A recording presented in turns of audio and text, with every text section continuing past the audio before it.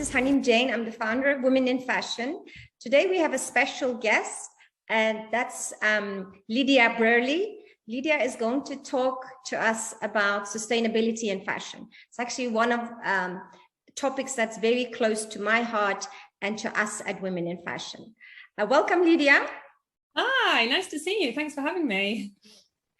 It's great to have you, Lydia. Where are you calling from? So I'm calling from Malmo in Sweden. But you're originally not from there.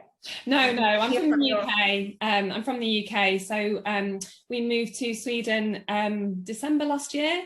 So yeah, almost been here a year now. So yeah, it's been quite eventful moving during the pandemic. But yeah, starting to feel quite settled here now. Actually, that's another topic that we should do, moving during the pandemic, because it's adventurous for a lot of people. So Lydia, tell us a little bit about yourself. I know that you are an ex-fashion buyer.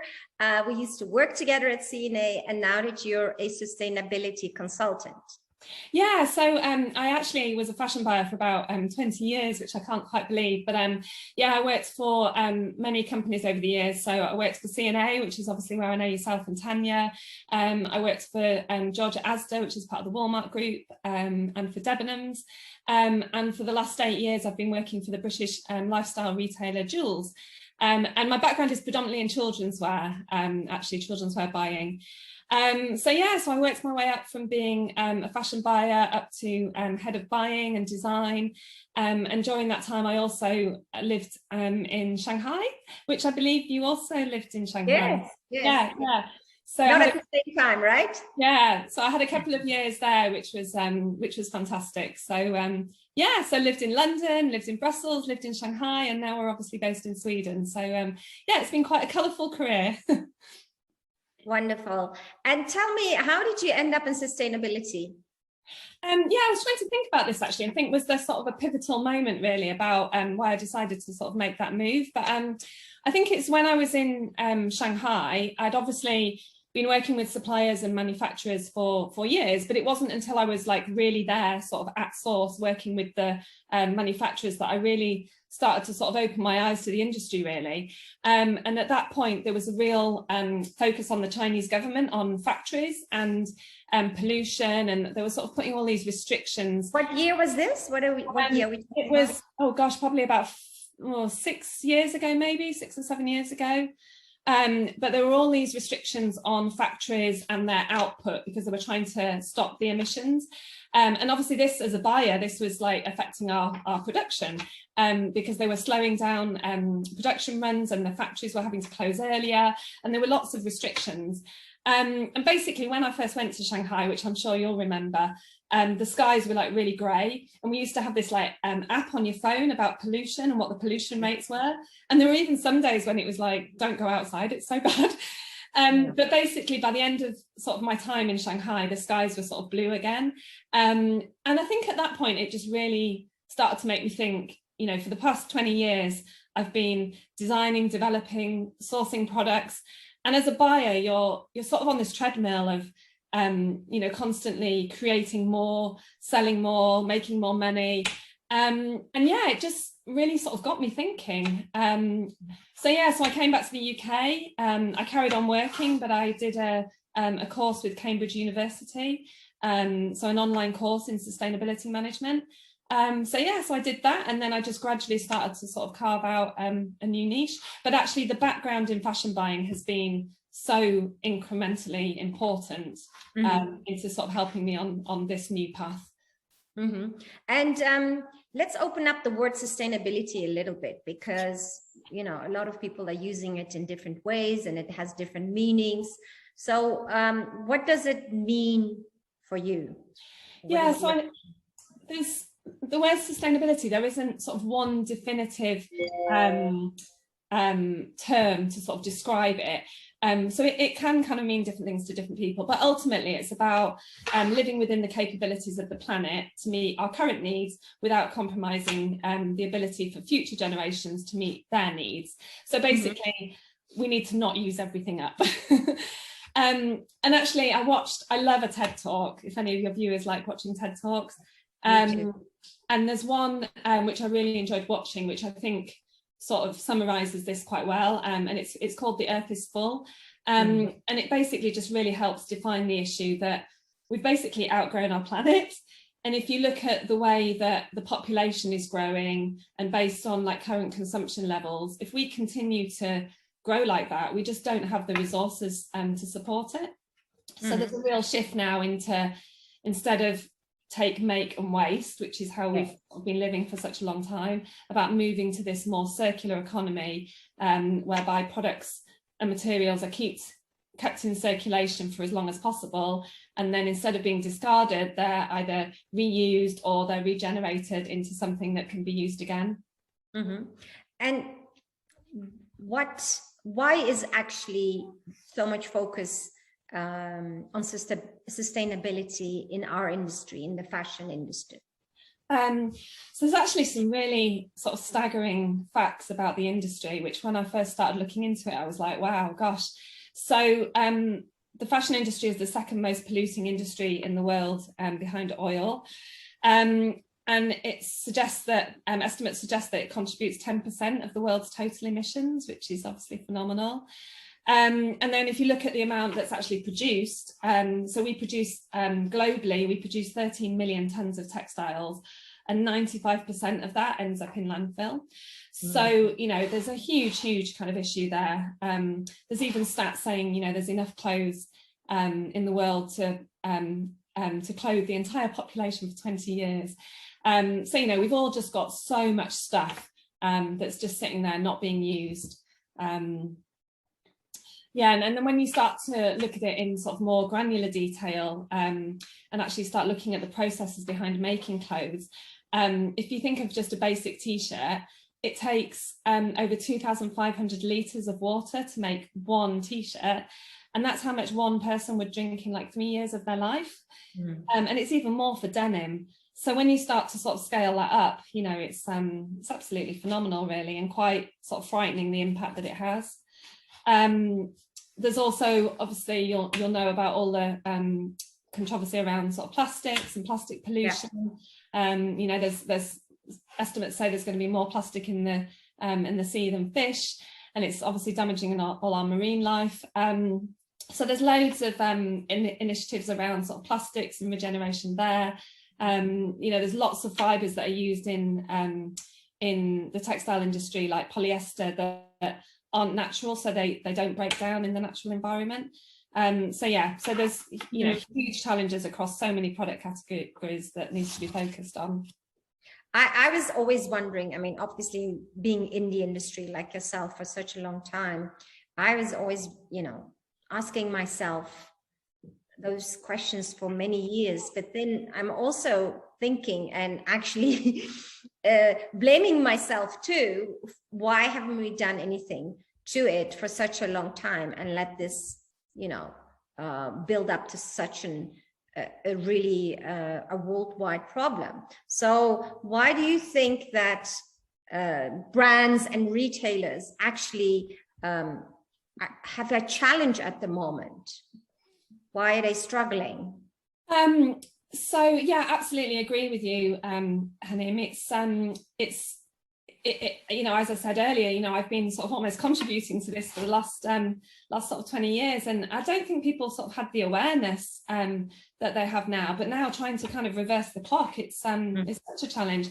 I think for brands, you know, supply chains are hugely challenging and complex, especially for larger companies who've got you know, multiple countries of origins. They manufacture across the world. They've got lots of different product types.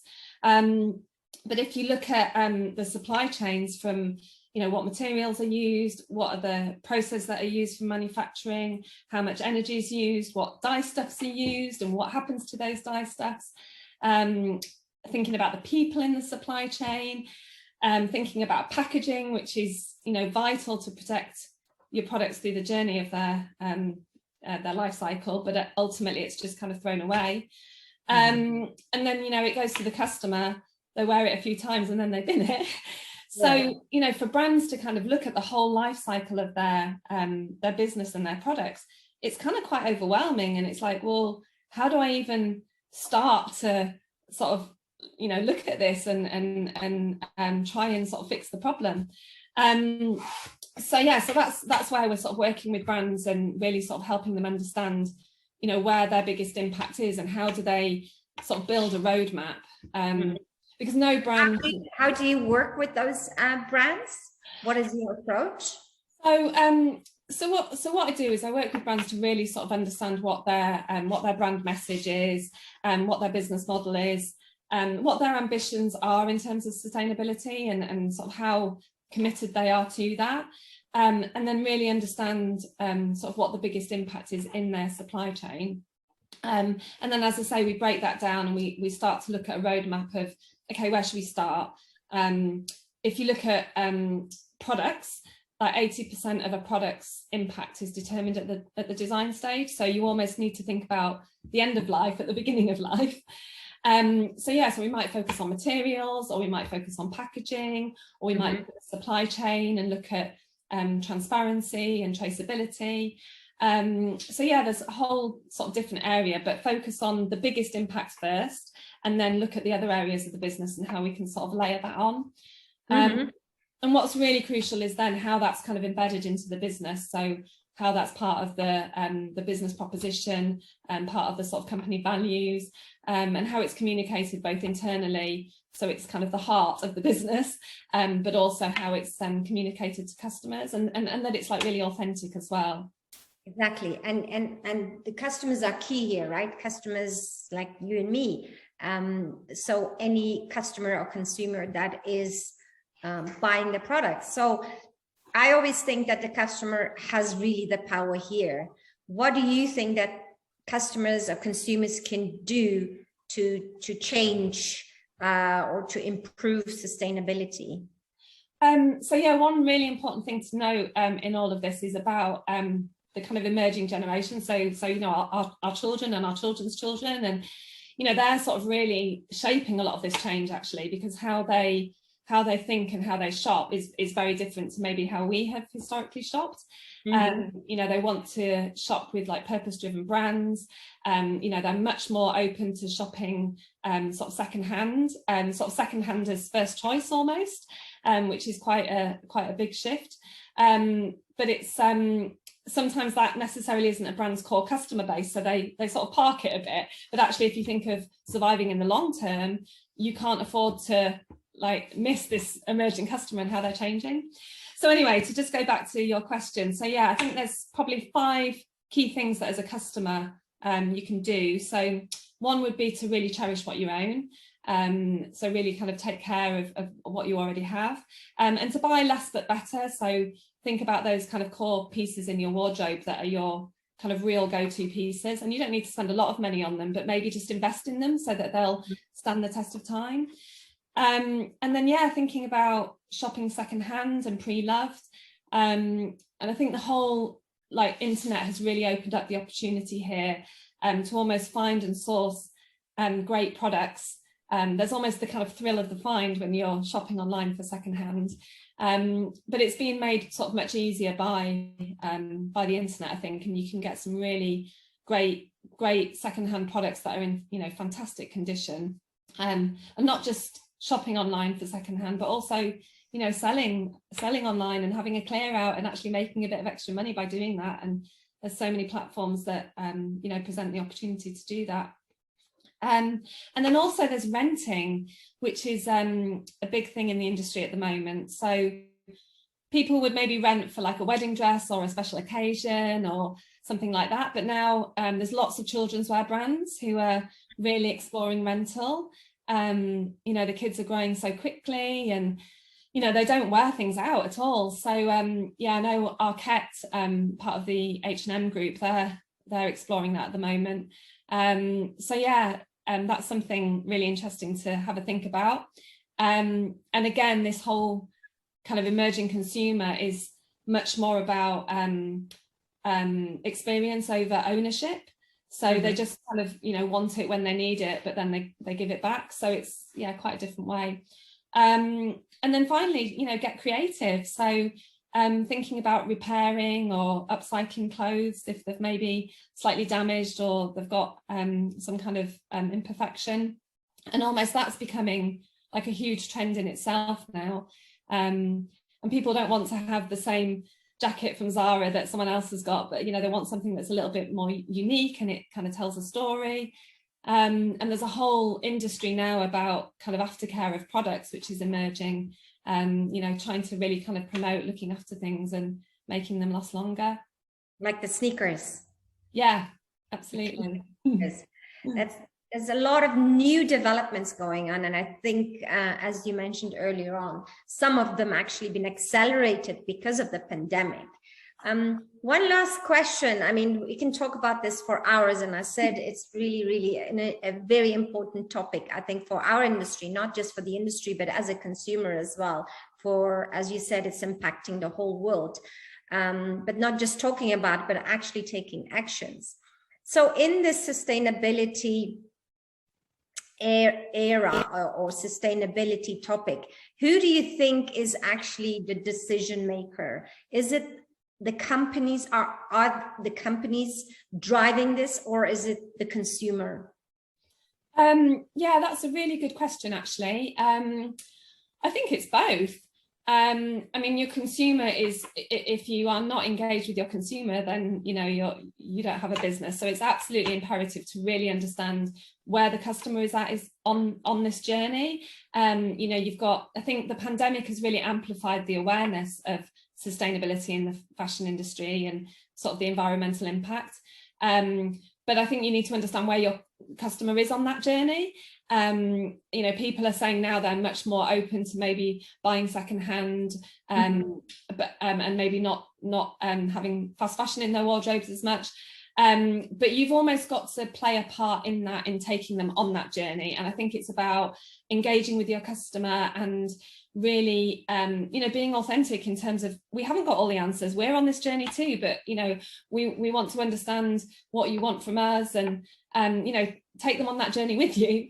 But it's really important for brands that it's embedded throughout the organisation, but that we've really got top level management on board and sort of driving this forward, because if it's not sort of fed down from the top and it's really kind of inherent in the values of the business, then it's really hard for people to kind of take it seriously. Absolutely. So that I had in the back of my mind when you know, as a sustainability consultant, who do you approach? Is it the CEOs you're talking to? Is it the board you're talking to? Or what level are the companies interested? Otherwise, if it's not on a decision-making level, it's just will be, you know, just talk. Well, this is the thing. And I think, you know, when I first started looking at it, you know, teams were saying, oh, well, we've got organic cotton in our range and we've got this over here. But there was no one really pulling it together to really holistically as a brand say, this is what we stand for, this is what we're going for, you know, and this is how we can really make a difference. And that's, I think, what's really crucial now is that it's really, top level down, it's really clear, there's a roadmap, you know, and it's broken down into stages so that it's actually realistic and it's achievable. But yeah, it's such a huge complex subject. There's so much to go at. Thank you so much, Lydia. It was really a pleasure talking to you. And for our audience out there, we're going to have a workshop with Lydia on this topic, sustainability in fashion. So please keep following our social media platforms and we'll announce the dates as soon as we have a date, right, Lydia? Yep, we do. Thank you so much again. Okay, thank you very much. Thanks for having me. Okay, thanks. I'm just going to pause now.